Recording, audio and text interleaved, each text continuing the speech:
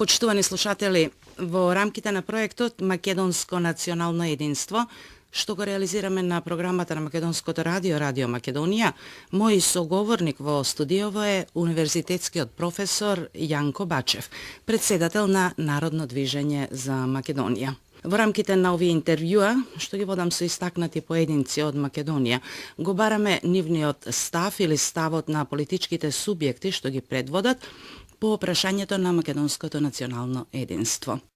Професоре Бачев, добро вечер и благодарам што ја прифативте поканата вечерва да бидете дел од програмата на Радио Македонија. Добро вечер. Во јавноста излеговте со вашиот став, или може би е попрецизно да се каже ставот на движењето што вие го предводите, за изготвување и прифаќање на една македонска платформа за заштита на виталните национални и државни интереси на Македонија.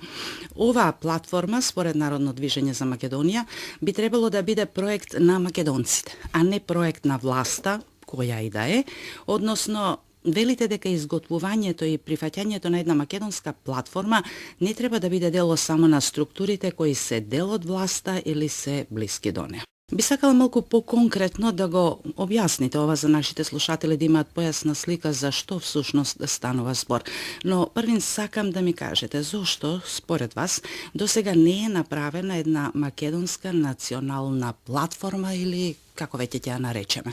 Па еве да почнеме од крајот на вашето прашање. Точно е дека Македонија во овие 25 години е една можеби од ретките земји што нема изготвено национална платформа за заштита на националните и виталните интереси. Иако сите современи нормални држави ги имаат тие стратешки документи со кои го обезбедуваат опстанокот и просперитетот на државата. Бидејќи таква е денешната состојба, ние гледаме дека еве нашата планета Земјата е така и распространета со еден систем на држави, распространети на хоризонтална основа, кои што не признаваат власт повисоко од сосвената и сите тие основен интерес им е како да го обезбедат опстанокот и безбедноста, територијалниот интегритет и сувереноста на земјата. Дури овие формулации во голем број земји ги има и во уставите на тие земји.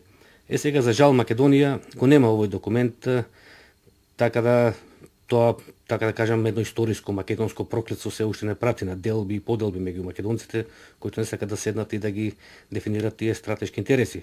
Тоа е една кратка хронологија, започна од 1991 година кога тргна процесот на самостојност. Тогашниот председател Глигоров дојде од Белград како делегиран човек, во прв момент да ја спречи независноста и дури некаде извика Македонија не се што имаме, дури кога се беше јасно во декември 1991 кога веќе распадот на Југославија беше готов.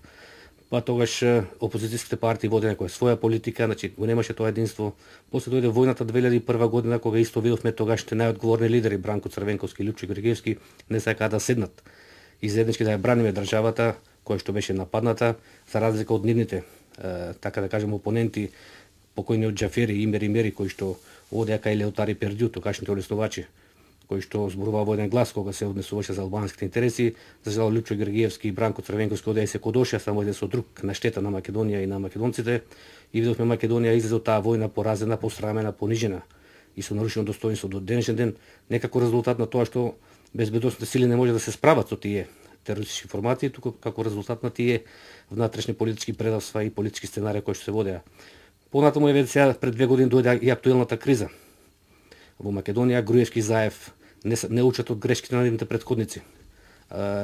Црвенковски и Лјупчо Георгиевски ја продолжуваат таа погубна политика на делби и поделби, не сакат да седат. Ние видовме тие поразителни слики за македонците, како поделени, раскарани, доаѓаат тука разноразни мешетари, ги носеа во клубот на претходници, ги затвараа до раните утрински часови, буквално ги заклучуваа за да изнудат решенија од Груевски и Заев. И најново сега имаме таа албанска платформа за рушење на Македонија и пак гледаме нема единствен македонски став во однос на таа платформа со цел да се обезбеди опстанокот на земјата.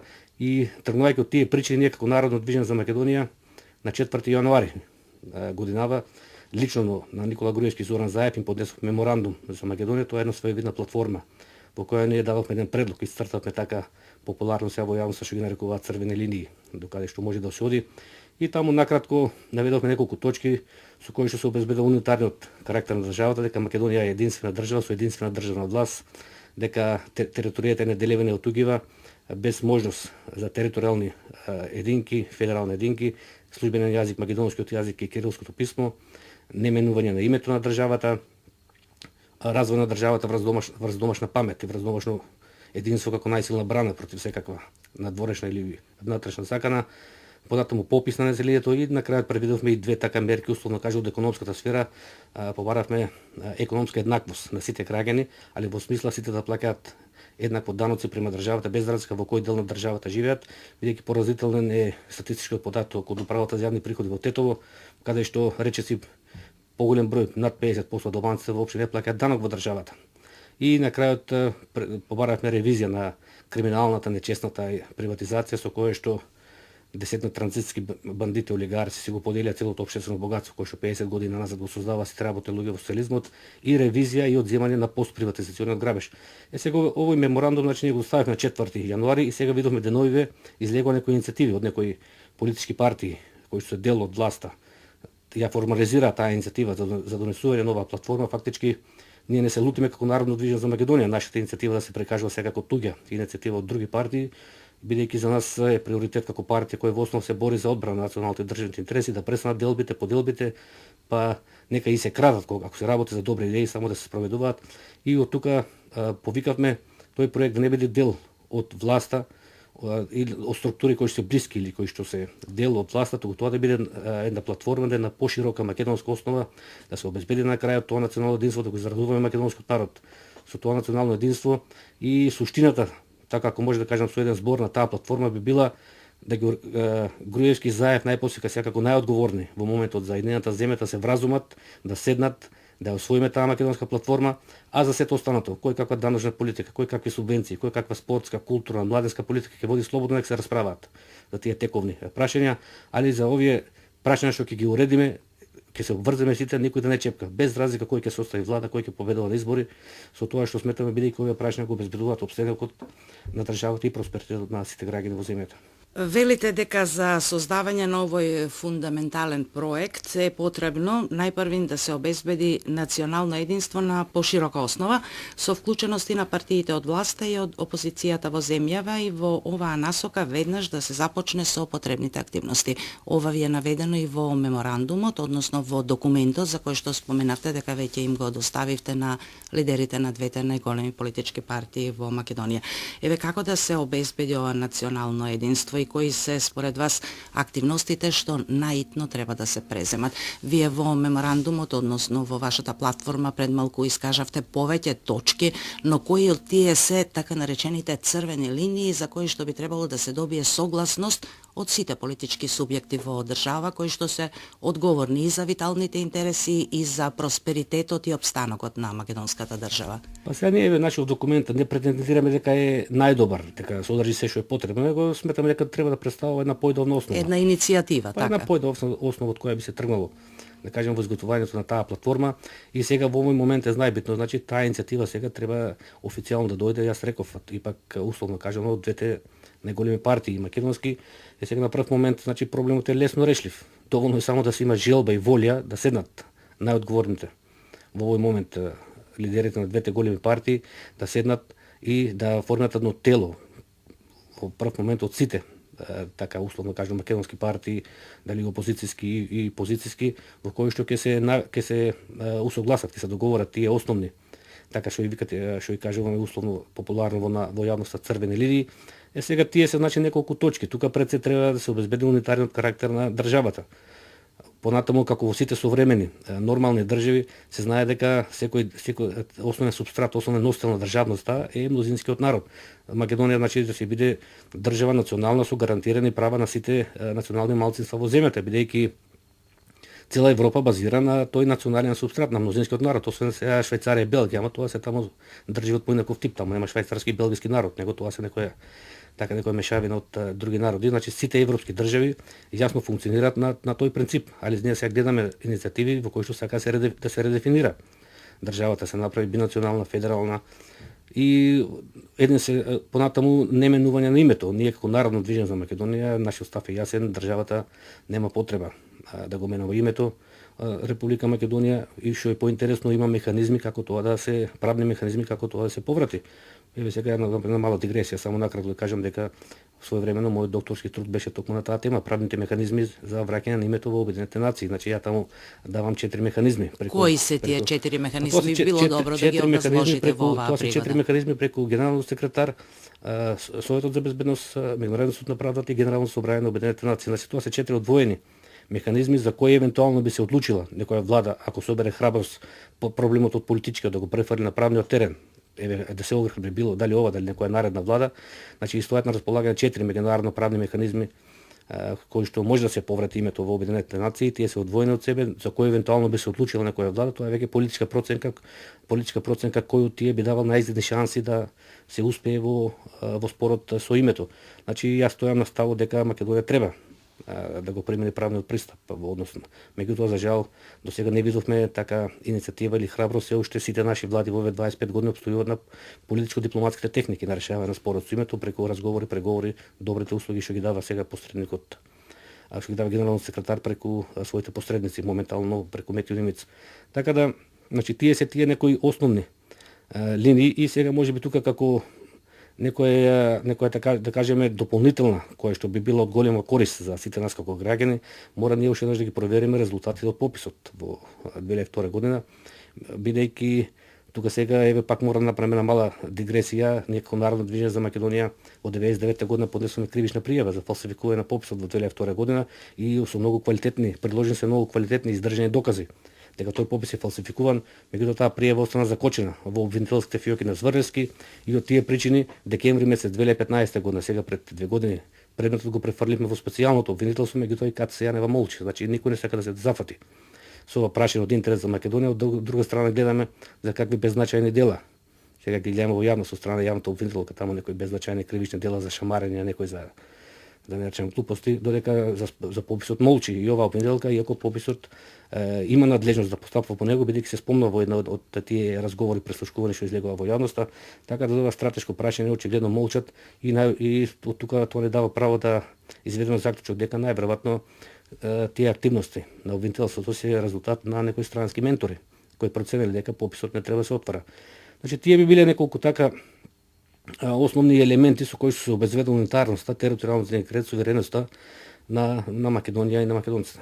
И тука сметам дека овие елементи не би требало да сметат на било кое национално малцинство, се разбира доколку е лојално. Што мислите, зошто до сега никој не се обидел да ги искористи овие правни механизми во врска со враќањето на името во Обединетите нации, доколку навистина постојат и дали постои меѓународна практика во некој сличен случај?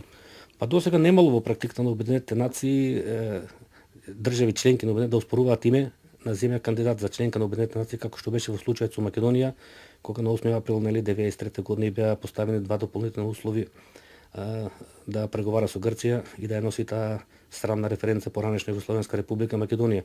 И од тогаш Македонија се определи спорот да го решава преку тие политички, дипломатски техники кои што гледаме дека нема резултат. Не даваат резултат никако.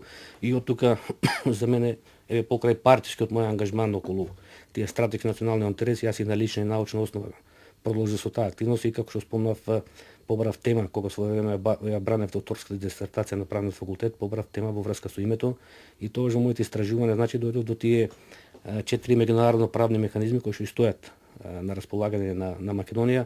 Сега зошто не сака да се охрабри некоја влада во Македонија да го префрли тој спорот политички на правен терен, јас не сакам да навлегам тука во шпекулација, али сметам дека е време бидејќи еве 25 години тие механизми политички не даваат резултат. Да, тоа е интересно прашање со оглед на тоа дека покрај вашата иницијатива има и други искажувања и иницијативи дека проблемот би можело од политичко-дипломатски да се префрли на правен план, па би требало веројатно барем да се проба, па ќе се види какви ќе бидат резултатите, но тоа никој не го прави. Ако видиме сега нели јавноста во Македонија, таа експертска да кажеме и политичка, има така една поделба на застапници на политичкиот пристап и на застапници на правниот пристап во решавање на спорот со името, али сега без разлика на научната експертската јавност што има свој став, и сепак официјалната политика државна се уште во овој момент е спорот да го решава преку политичко-дипломатските техники. Македонското национално единство, професоре Бачев, секако подразбира и правење заедничка платформа со бројната македонска диаспора која што е надвор од матичната земја, надвор од Република Македонија.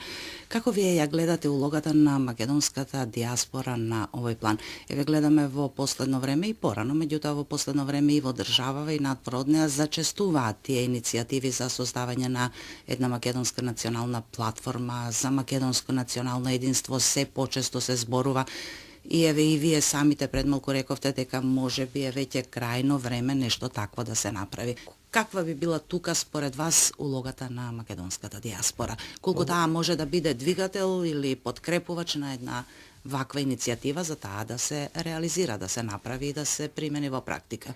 Па еве јас како што спомнав, значи ние како Народно движење за Македонија уште на почетокот на кризата, веќе 2 години, во бројните наши пресконференции или соопштенија и воопшто во сите наши активности, може би сме политички субјект кој што најмногу ги има употребувано зборовите домашно единство, домашна памет, решавање на спорот со домашни средства, бидејќи таа вистина позната од давнина дека домашното единство е најсилната брана против секаква закана, бидејќи доколку ние би имале домашно единство без разлика колку земјата е мала, едноставно не може било кој, еве тие условно сега ќе ги спомнуваат странски влијанија, странски центри, странски фактори, доколку земјата единствена не може да избрише цел еден народ од сцената. Така таа странци само го користат тие наши поделби, тие наши, да кажеме, тоа наше неединство.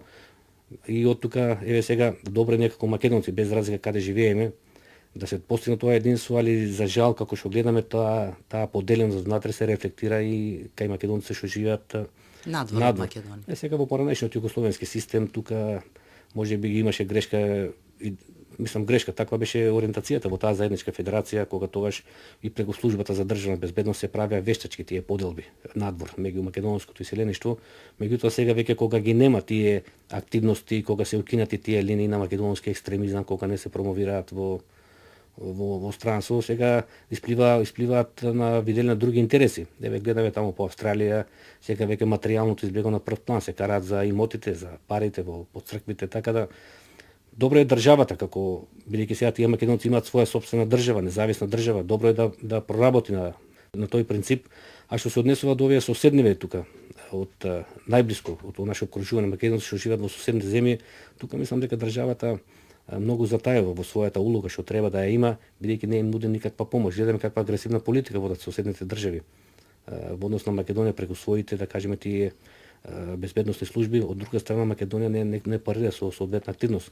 Еве да кажеме, за мене е зачудувачки како може Македонија како држава да не ги помага тие наши малцинства во Бугарија, во Грција, во Албанија, преку соодветни активности, да кажеме преку финансиска помош, преку отварање некои тие локални радиостаници. Буквално тие луѓе ние сме ги посетувале. Еве бевме и во Мала Преспа кај градоначалникот, бевме и кај Омо Илинден во Бугарија, бевме и во Венежито кај Грција. Едноставно сите кажуваат дека немаат никаква поддршка, никаква помош. И посебно во Бугарија видовме таму една стварно страшна ситуација, сите тие активисти се на работ на екзистенцијата. И како тие ќе действуваат за заштита на македонски интереси, од тука јас еве спомнав во еден момент таа криминална приватизација, што беше тие десетина олигарци, да кажеме, што се го поделија целото општествено богатство. Сега да кажеме треба владата да размисли да ги повика тие и барем и по диктат им нареди да отворат по еден погон во тие соседни земји. И кога тие луѓе биле вработени, таму подобро ќе можат да ги остваруваат тие македонски интереси. Ние видовме таму, што кажав, на страшна слика. Тие живеат во една тешка материјална состојба, што се тие активисти македонски. Така да сега мора тие транзитски олигарци повратно да ја вратат на државата. Со свој, да кажеме, со својата финансиска помош, бидејќи тие своевремено поделија некаде околу 4 милиарди тогашни марки капитал, кој што беше создаван од сите работни луѓе, така да државата мора да води една политика во која што ќе има еден поагресивен настап према нашите малцинства, во смисла на позитивен агресивен настап во кој што ќе им помага, бидејќи еве гледаме, видите што се случи сега пред некој ден, тие бугарски европратеници кои што издействува некоја резолуција со која што измислија бугари во Албанија кај што 100% живеат македонци. Јас, како што кажав, ние наша делегација бевме во посет таму, јас таму видов само македонци на лице место. Пеат македонски песни, играат македонски ора, зборуваат македонски јазик. Не видов таква ситуација. ама тие претеници во Брисел странци не го знаат. Тие потпаѓаат под влијание, под лобирање, значи треба на таква голема Ама активност. простите што ве прекинувам тука, јас би рекла дека затаила и нашата дипломатија. Па така тоа, сега да кажеме тие европратеници таму, пример дојдени таму од Луксембург, од Холандија, кај да знаат за состојбите, да кажеме, значи Така тоа тие луѓе се убедуваат, све стаја градат брз основа на убедување што се прави. Информациите што им се сервираат. Така. И сега овие двајцата европратеници од Бугарија успеале, значи во таа нивна си одработиле. се одработили, затоа ние во интерес на нивната пред држава. 2 дена имавме така една пресконференција во која што побаравме и тука се гледа колку е државата сериозна, побаравме да ги прогласи како непожелни личности во Македонија. Бидејќи еве сега најави дека ќе отварат и канцеларии во Скопје, во Охрид и во Битола за средби со граѓани кои што имаат бугарски пасоши, кои што гласаат за европските избори за овие пратеници, така да е сериозна држава сега не би требало да им даде да стапнат на овие луѓе тука во Македонија. И затоа побаравме дури да бидат прогласени за непожелни личности во државата. Така се гради значи сериозноста на една држава. Али сето тоа е потребно една претходна претпоставка. Пак ќе се вратиме околу тоа фатално домашно единство. Значи без домашно единство било која политичка структура во Македонија не може да ги заврши сите овие работи за кои што зборуваме во поглед на националните интереси. Во контекст на сето она што досега го кажавте, дали навистина сметате дека е можеби дојден на некој начин да речеме и последниот момент за да се направи ова македонско национално единство? Веројатно сите овие идеи и иницијативи што се афирмираат во јавноста во последно време произлегуваат од некоја сериозна потреба дека веќе е дојден моментот да почне да се работи на тоа. Па не што дојде моментот, него веќе може и поминат во известна мера моментот, бидејќи Но е дојден моментот во смисла на освестување дека веќе не треба да се чека. Па треба веќе нашите политичари да се отрезнат, да ја сватат реалноста. Треба да видат дека сега тој дел од порадикални албанци што се во државата, факт е дека ја тераат таа некоја агенда која што ја зацртале пред 100 повеќе години со таа предземска лига. И јас само тука можам да упатам уште една порека до македонските државни власти дека прави грешка секој во владата или претседателот ако мисли дека тие бројни привилегии, функции што ги добија од ДУИ, тие поранешни припадници на нивната ослободителна народна армија, значи прави секоја грешка кај македонците, оно што мисли дека тие ќе заборават на тие стари сеништа за тие големо албански идеи. Од тука сметам дека време е да се отрезне македонците, али како што гледаме сега тој странски елемент, значи обилно го користи тоа, тие поделби и делби, затоа треба се вразумат. Јас верувам дека еве во тие партии, ако лидерите веќе се суетни, се толку раскарани меѓу себе, бидејќи гледаме веќе таа криза во Македонија дојде на лична основа. Тука повеќе се води, барем има структури во тие партии во кои што ќе се вразумат и кои што ќе покренат една иницијатива да се седнат како македонски партии, да ги договориме тие национални интереси, а за сето останато после нека си водат таа внатрешна политика, ако кој имал криминал, нека се заврши таму кај што предвидува кривичниот законник, но дајте да ги обезбедиме тие основни национални интереси во кои што никој нема да чепка. На предвремените парламентарни избори што се одржа во декември минатата година, Народно движење за Македонија не учествуваше на изборите поради, како што беше информирана јавноста, некои забелешки што беа ставени на изборните листи. Се подготвувате ли сега за локалните избори? Па еве само накратко да кажам за јавноста. Нашите листи беа целосно исправни согласно изборниот законник, но беа отфрлени како резултат на политиката и политичките сценарија, бидејќи Државна изборна комисија, кога ги прима листа од сите партии, ако има забелешки, ќе враќа назад и дава рок од 48 часа да се отстранат тие неправилности. Сега кај нашите листи имаше две беззначајни таму неправилности, кај еден кандидат со истечена лична карта и кај еден со неуредната уверение од суд за неосудуваност. И тие во законскиот рок од 48 часа беа отстранети. Така. Меѓутоа на таа фамозна седница после 3 дена во раните утрински часови, таа траеше до 6 сати сабајле, известител била Виолета Дума и таму тие 9 одлучуваат во стилот на мафијашките организации сабајле во 9 сатот, измислуваат нови причини и ги отворилат листите поради наводно несовпаѓање на подписи од така некои кандидати од личната карта во пријавата што е за кандидатура. И тогаш ние побаравме вештачење, бидејќи листите беа целосно исправни, од ДИК не одговорија дека ДИК нема овластувања да прави вештачење, потоа после 2 дена па ви самите се демантира. Видовме дека дозволија вештачење за еден случај на приговор поднесен од политичката партија Беса. Значи носеа вештаци во ДИК, се сеќавате јавно се сеќава на тие случаеви. И на крајот кога дознавме кога ги склопиме сите елементи, нашите листи биле отворени бидејќи ние цело време заговаравме разбивање на двопартизмот во Македонија, дека е време да се разбие двопартизмот на ВМРО, ДПМНЕ и СДСМ, бидејќи 25 години се менуваат на власт, а на земјата не оди добро, и тогаш од тие политички причини некаде на 10 дена пред овие изборите, кога ги правеле последните интерни анкети, овие големи партии прават интерни анкети за своји потреби секојдневно пред изборите, тоа им кажало дека ние може да освоиме од 3 до 5 пратеника. И од тука најверојатно тоа е причината во која што нашите листи биле отврени како резултат на политиката, а не како резултат на правото. Сега водиме и од друга страна што е најинтересно, ние сега водиме судска постапка против 12 политички партии кои се пуштени на изборите со неправилни листи. Значи кај одредени кај тоа се коалиции и неколку самостојни партии, сега предметот е во основниот суд Скопје е направен таков превид и тоа условно кажано превид и тоа ни кажува дека сите тие помали партии што беа пуштени на изборите, тоа фактички биле под нарачка од ВМРО, ДПМНЕ и СДСМ. Кон едната и другата страна што ги видовме тие коалиции.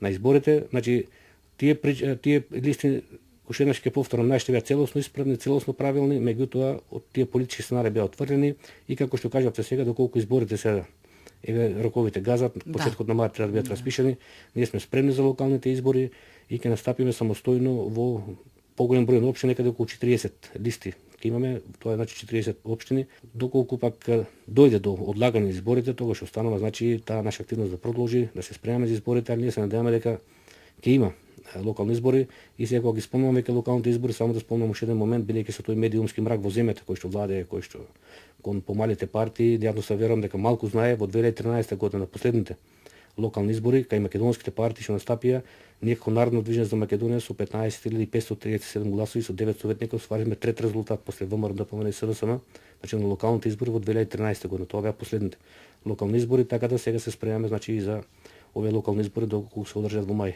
Условно речено како мала политичка партија, и вие рековте, нели така ги нарекуваме, дали се залагате за една изборна единица, бидејќи има и такви иницијативи да се промени изборниот модел, со што би се сменила и сликата во парламентот? Да, тоа е исто така наше барање, сега тоа исто така малку се знае во јавност, ние уште во 2010 година и официјално имаме поднесено до собранието предлог иницијатива за измена на изборниот законник, меѓутоа не им одговара на големите партии. Тогаш во тоа време пред колку што се сеќавам пред 2010 година, тоа пред веќе 7 години, Трајко Велјановски повратно не извести дека предлогот е доставен до сите пратеници во собранието, меѓутоа остана закочен во тие пратенички клупи. Така да еве ако е некоја во УТК, колку што сеќавам, Зоран Заев, лидерот на СДСМ во изборна кампања, рече доколку СДСМ формира влада, прво нешто што ќе го направи прв предлог на таа негова влада, доколку ја формира на собрание, би била точка на дневен ред во која што ќе дојде до промена на изборниот модел од повеќе изборни единици во една изборна единица. Па да видиме, инаку за нас во Народно движење за Македонија, значи ние се залагаме за тој модел, бидејќи тој модел дава шанси за адекватно вреднување на секој изборен глас. Професоре Бачев, јас ви благодарам за овој разговор, благодарам за информациите што ги споделивте со нашите слушатели. Верувам дека разговорот со вас ќе биде еден придонес во на што пред малку го говоревте избор, односно медиумски молк за помалите политички партии. Овој наш проект е замислен токму така да се представат малите политички партии кои што имаат помалку простор за афирмирање во јавноста. Јас благодарам за поканата, па се надам дека ќе го задржиме вниманието на вашите слушатели.